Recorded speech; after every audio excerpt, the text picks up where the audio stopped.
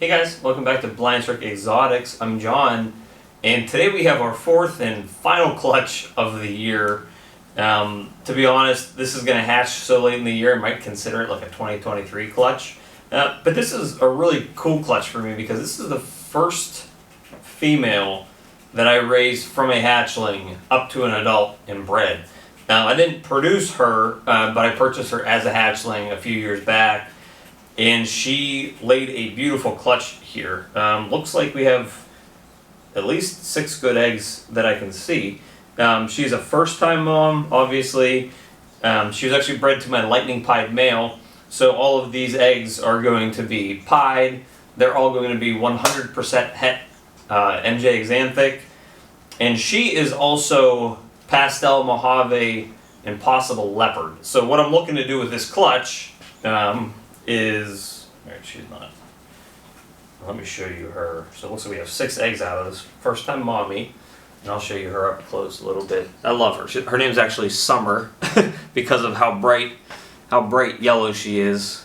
Beautiful. So that's the pastave there. So if you're looking for a cool looking pied that doesn't have any pattern, just some saddles, no lines, nothing like that. A little bit of outline around those saddles, but she's just really just yellow. She's a beautiful snake.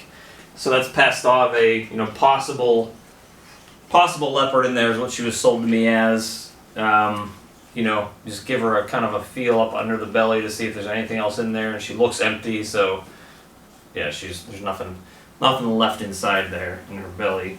I'm gonna take these eggs and place them in there exactly how they were laid, hoping that they were not rolled at all by her, because they weren't really stuck together a whole lot, which is actually nice. It makes it easier when you're trying to check for veins. So she's good. If you're new to this and you haven't watched the channel or anybody else's, the best practice for when you have a female that lays is to wash her off very well, thoroughly, get her a brand new tub, or clean out her tub very thoroughly, because as long as that scent of eggs stays in her tub, she will not go back on food. So my practice here is I don't keep my snakes in the same tubs. If this girl sheds and there's a mess in there, this tub comes out, she gets a new tub, and this one goes into the washroom. I do not keep snakes in the same tubs. She's striking at me out after I already took the eggs. They don't stay in the same tubs, especially these females that just laid eggs. She's going to get a brand new tub. She's going to get a bath.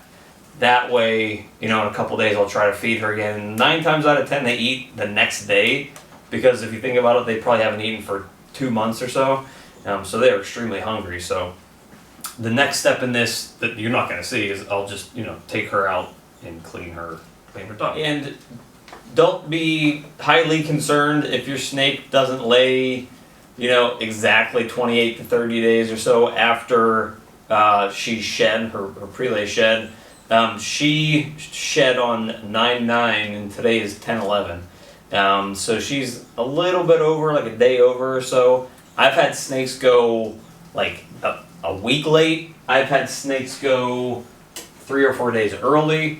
Make sure that you're paying attention to when your snakes are getting close to the time they're ready to lay, because they could be a couple days early, they can be a couple days late. You don't want to miss them if you're not using maternal incubation. If you're putting them in an incubator, you don't want to miss that happening. So just stay on top of checking them, once or twice a day to see where they're at in the egg laying process. Okay, so we already have our egg box pre-made. I just used plain perlite. I rinse it off very well. And then I put it in maybe, it's probably about a 1/2 inch to 3/4 of an inch thick. I almost fill it up that high with water.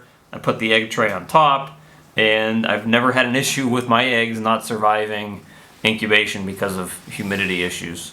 Obviously, I put press and seal on top too. So now we're looking for veins, and I don't know if you can see that in the camera or not. This one has a bunch of veins. And if you can see it, the embryo is right there. So what I do is I just put a little line right on top where the embryo is, and I'll do that for each egg.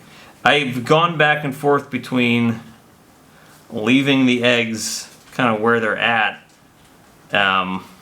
or as the mom lays them, leaving them together, moving the eggs, making sure the embryos are up, and I think, to me, I think separating them is probably the best way to go. I have had some issues where, one or two will go bad, and then you're kind of worried about, well, if these are going bad, and they're all stuck together, do I need to get them off?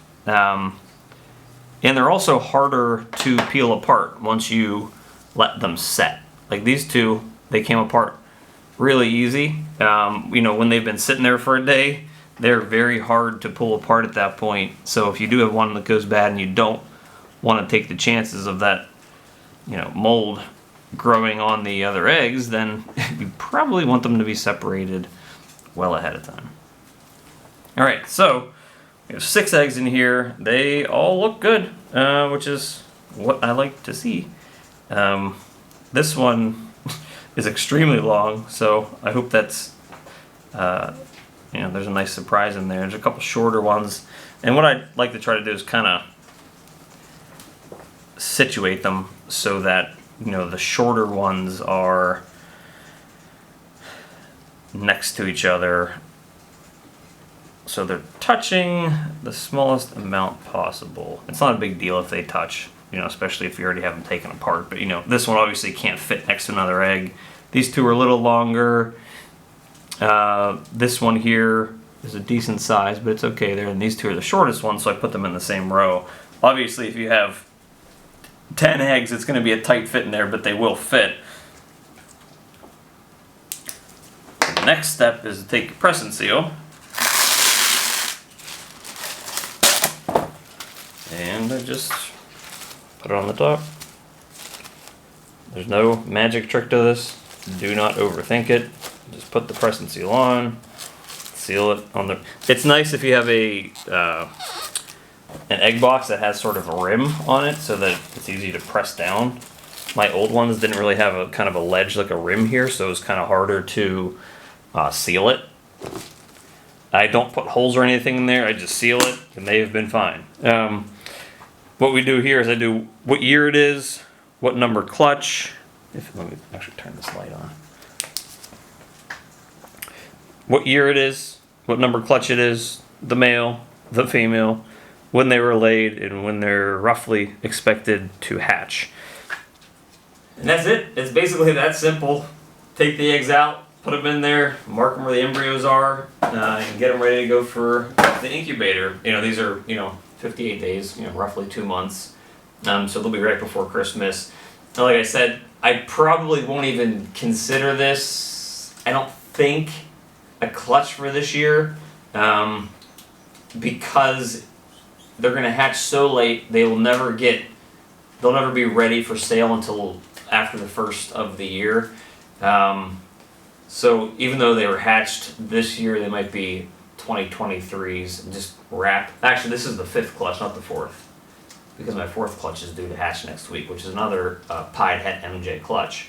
So really excited about this. First time mom. I love that snake. And I know it's dad, the MJ pied dad kind of did his work this year. I had 5 clutches that were laid, and he was the father, the sire of 3 of them. So he definitely got his work in this season. So stay tuned. Those other eggs are actually supposed to be hatching about in a week or so. So that'll probably be my next video.